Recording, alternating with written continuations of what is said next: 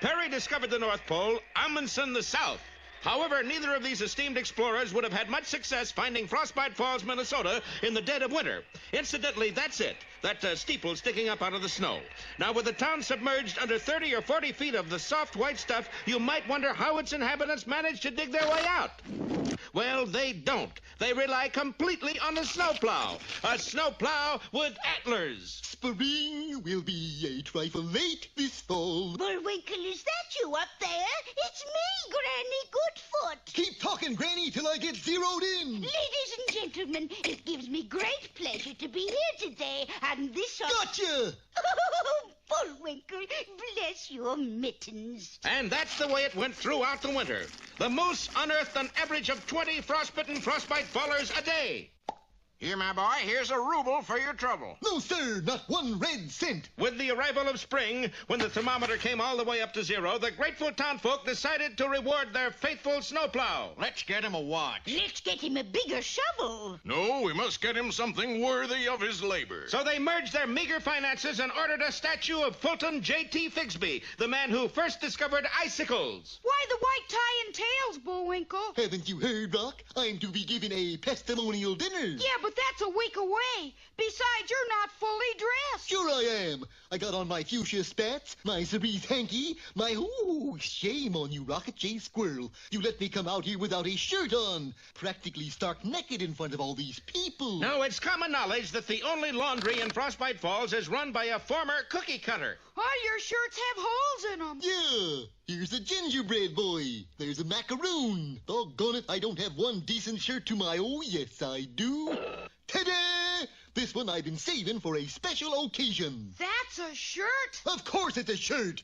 It even has truffles. It also has a spot. Where? Alas, an infinitesimal dash of Tabasco sauce marred an otherwise ghastly piece of wearing apparel. Get some spot remover. Here you are. That's a rolled-up newspaper. Well, I knew a feller who had a dog named Spot, and this was the doggone spot remover you ever did see. Not bothering to explain, Rocky proceeded to eradicate the stain. That's funny. A straight line funny? I mean, the spot.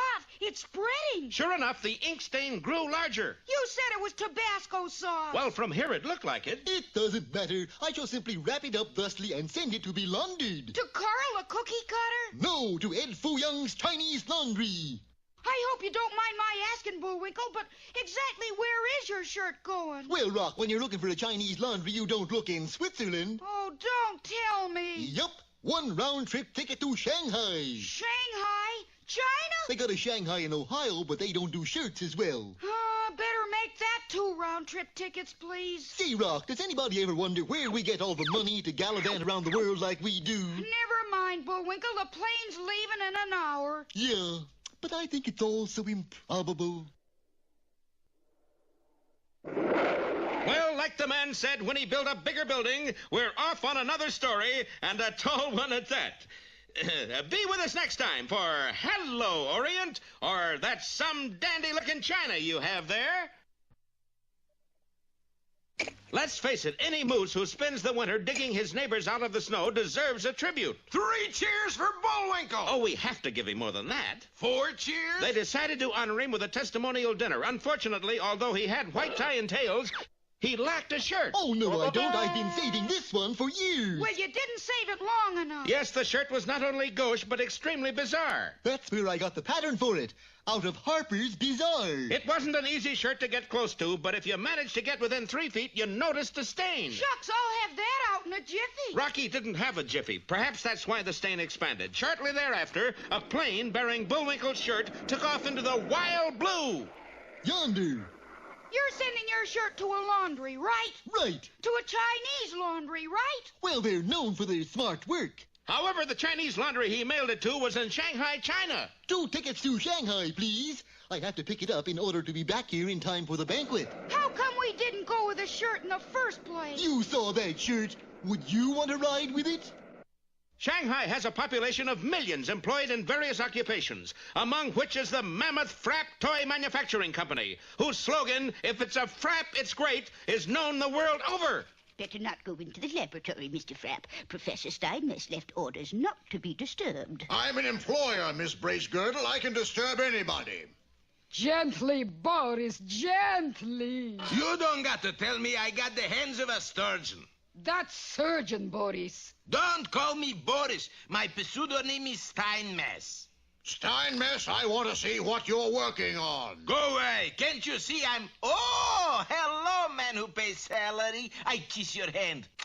The one you signed the checks with. Good grief, what are you cooking in that hibachi? His great new toy. I call it Mickey Mouse Watch. You see, the little hand points to the hour. That's the oldest toy in the world. Steinmetz, you're fired. Out, both of you, out! Bullwinkle's shirt reached its destination on Monday. Our heroes, due to a monsoon over Santa Barbara, didn't get to Shanghai until Wednesday. There on the corner of Chow and Main, they spotted, perhaps that's the wrong word, Ed Fu Young's Chinese Laundry. Well, looks like we finally caught up with the little rascal. It sure does, and I can't wait to... That's odd. Your last word was 2. That isn't odd, it's even. Look who's walking into the laundry. Sure enough, Steinmetz, Boris and Natasha were also patronizing Ed Fu Young's. I'm a little too far away to tell, but that looks like our old friends Pick and Pat. Yeah, I guess you're right. Come on. You can imagine our hero's surprise to discover that the only person in the laundry was a man behind the counter. Well, whoever came in here disappeared. Hello there, man behind the counter. I have come for my shirt. We're very busy. You present ticket, you get shirt. He doesn't have a ticket. You see, this entire transaction was perpetrated under some extraordinary circumstances. You like to break that down into English? And the little squirrel proceeded to recapitulate episodes 1 and 2. But let us digress and enter a secret room behind the laundry. It is here that Boris and Natasha found refuge from prying eyes. What's going on? I'm afraid we won't know until our next chapter, tentatively entitled, Let's Blow Up New York, or We Bombed 'em at the Palace. Well, at present, we're headquartering in Shanghai, China. Rocky and Bullwinkle, you may recall, are there to pick up Bullwinkle's shirt from a Chinese laundry. All this fuss just to have a clean shirt. Well, you wouldn't expect me to wear a dirty shirt to my testimonial dinner, would you? Don't answer that. Other familiar figures were also in the city, at the Frapp Toy Manufacturing Company, to be specific. Professor Steinmetz, I hired you to create new toys for me. You hit fingernail right on the head, oh boss man. Well, you've been in this lab for 6 months. What have you got to show for it? 190 yen in take-home pay. But Boris had been working on something, a toy watch. Of course, this was as old as the hills in Hong Kong. Boris and Natasha were fired on the spot. Meanwhile... There it is, Bullwinkle. Ed Fu Young's Chinese Laundry. They were about to enter when who should come along and precede them but... You got dirty linen to wash? No, but I got dirty plans. Boris went in, Natasha went in, Rocky went in. And Bullwinkle went in. Yes, but inside there was no sign of Boris and Natasha. One clean shirt to go. Without a ticket, it would take some haggling to get his shirt. That's when we peeked into a secret back room. Boris, for why we slave like white-collar workers just to make toy tiki-talk? Shh. Keep your accent down. Now, you mean to say you thought that was actually really toy watch? Here, look at master plans. An intricate blueprint was spread before them. Now, see here where fireplace is in the kitchen? That's plan for house. For my old age, which was 10 years ago. Here is master blueprint. And on the back of a bubblegum wrapper, inscribed with the head of a rusty diaper pen, was a detailed drawing of the toy watch. Yes, but what does watch do? You see miniature mushroom cloud over watch? No. Yes. No. Again, I got to say yes. This little tiki-tac, as you so quaintly put it, honey bunch, is really a tiny atom bomb. With weapon like that, me and you can rule the world. But, darling, you never smuggle watch out of Shanghai. They got wanted posters of you all over town. There was even one in the secret room. Don't fear, dear. I'm not going to smuggle watch. I got Confederate. You know Jefferson Davis? Look through peephole. What do you see?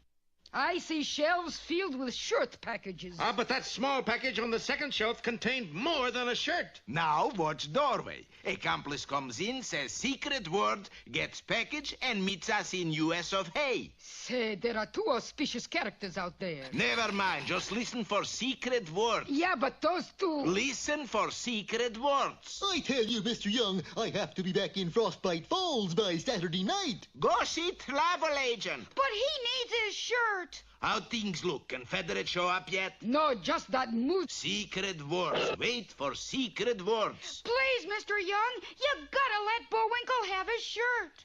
Bullwinkle? That very ridiculous name. By the by, darling, what are secret words? I quote, "Perhaps you would rather I be John Philip Sousa?" Perhaps you would rather I be John Philip Sousa? You like to repeat that for West Coast? I said... Never mind. Here is a secret package waiting for you. And with time definitely not on their hands, our boys left the shop. Well, be sure not to miss our next episode, Exploding Population, or Pull Yourself Together.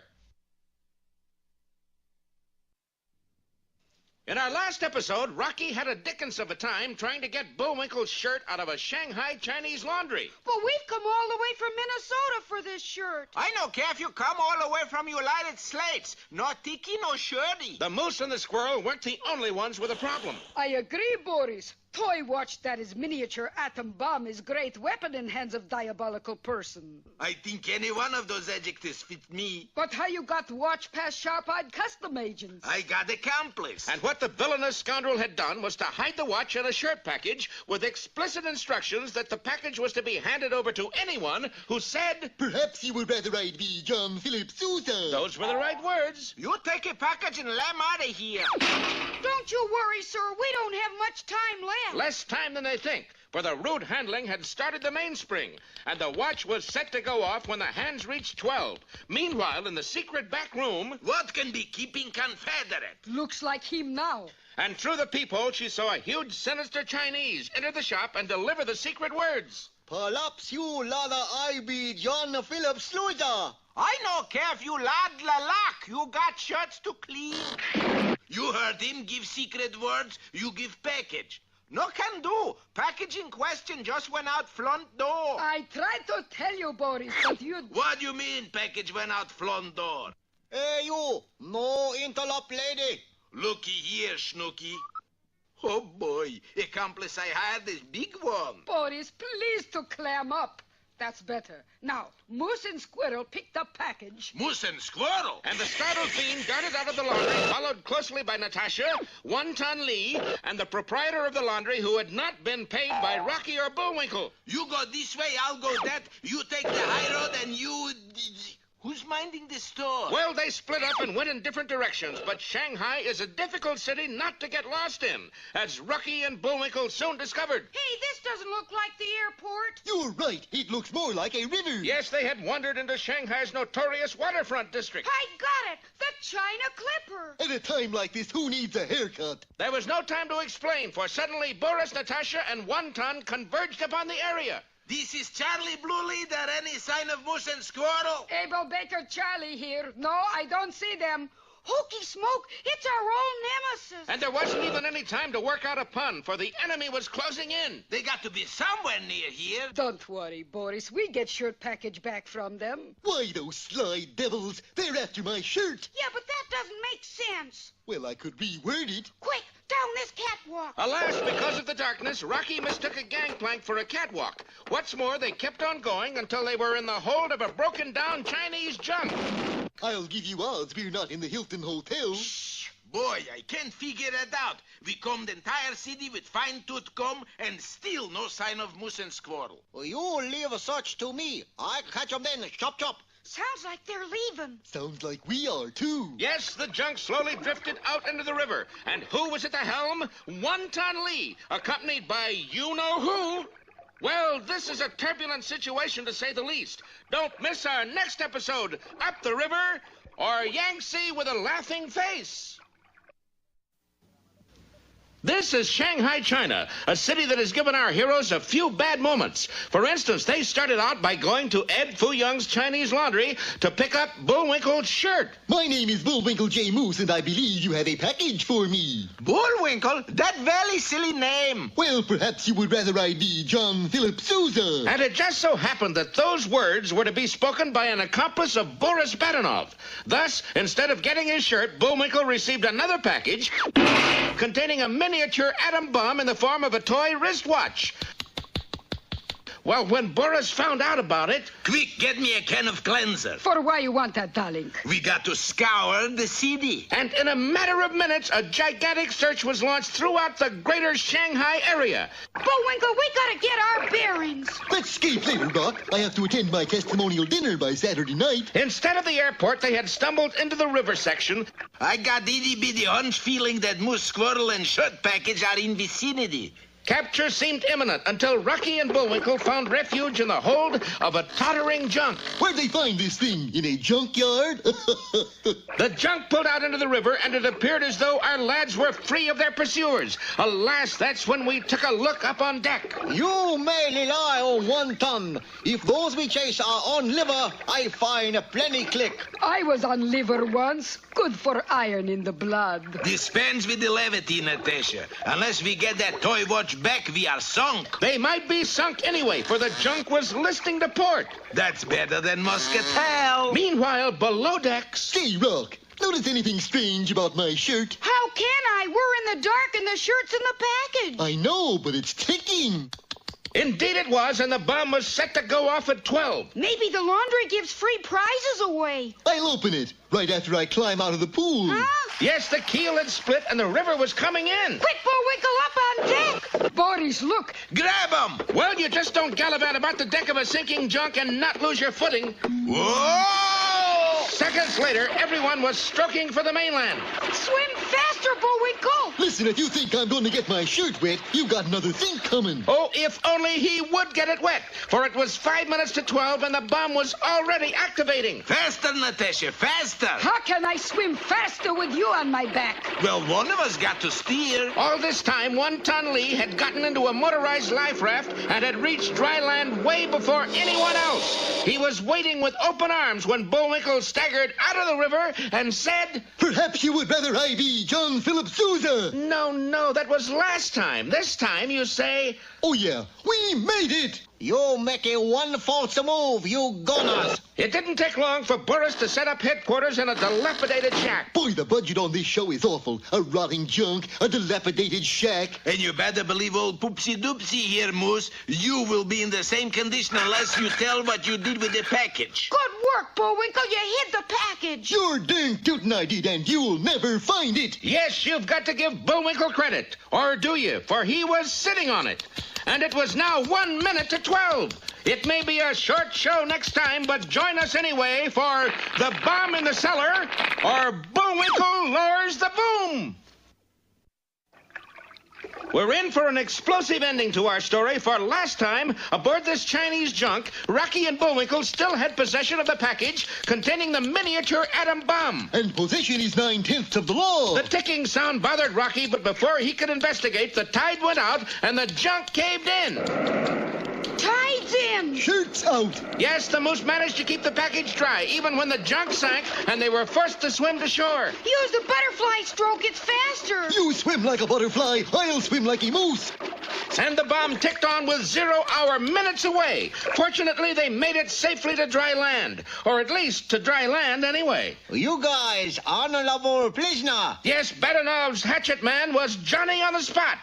Name Wampum, not Johnny. Sorry. Later in a shack outside of town. Tell me where you hid package or... Oh, come on now. You know us good guys don't scare easy. Well, us bad guys don't mind trying you out. Natasha, prepare the torture. Oh, yes, I neglected to mention that Bullwinkle was sitting on the package, with detonation barely 1 minute away. Bullwinkle, your shirt isn't worth it. It's the dean of the thing, Rock. You mean principal. Yeah. Ready with torture, Boris. Roger Wilton, Natasha. Okay, start eating. And the willing Natasha dug into the most scrumptious chocolate marshmallow strawberry banana split hot fudge sundae you ever saw. Oh, mother of pearl, I can't stand it. I give up. Here, take the package. Aha! The bad guys win again. Come, Natasha. You two, Wonton. Together we rule world. What about us? You no longer interest me, Inky Pinky Squirrel. Hurry, we may get away over city dump. A deadly silence settled over the shack. Finally, Rocky, tired and wan from the recent ordeal, spoke. Oh, there goes your shirt, Bullwinkle. And there goes the city dump, Rock. Boy, they must have powerful garbage over there. The dump did go up, and for days it came down right on Shanghai. Boris and Natasha and 1 ton not only received minor powder burns, but 60 days in jail for disregarding the city anti-litter law. Hey, food not bad here. You ought to try number 2 dinner. As for Rocky and Bullwinkle, they straightened everything out with the authorities. All right, we'll let you go back to Frostbite Falls on one condition. You name it. Promise to send shirts to Melican Laundries. They do good job, too. With but hours remaining, our heroes boarded a jet and streaked for home, hoping they would arrive in time for the dinner honoring Bullwinkle. You rush home and change into your white tie and tails, Bullwinkle. I'll stall the banquet. It's no use, Rock. I don't have a clean shirt, and I won't appear in front of that crowd ill-fitted, so to speak. Oh, for goodness sake, run on home. I'll get a shirt for you. Well, on a Saturday night in Frostbite Falls, there wasn't a clean shirt to be found, not even a dirty one. Ah, but the mind of a flying squirrel is a resourceful one. For $5, okay? You got a deal, Rocky. 10 minutes later, after a heart-rending introduction... And so you see, friends, if it hadn't been for my little pal Rocky, I might be the most embarrassed moose in the world. Yes, sir, that little guy would give you the shirt off his back. That is, if you were a size 3.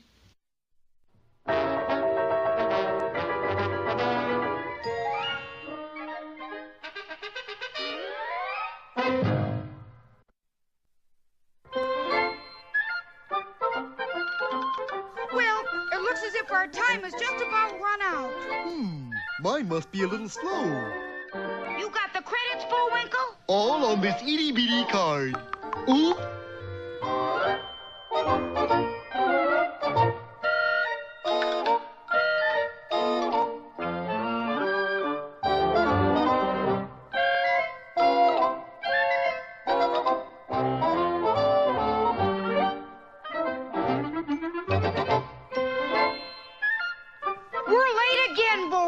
Right.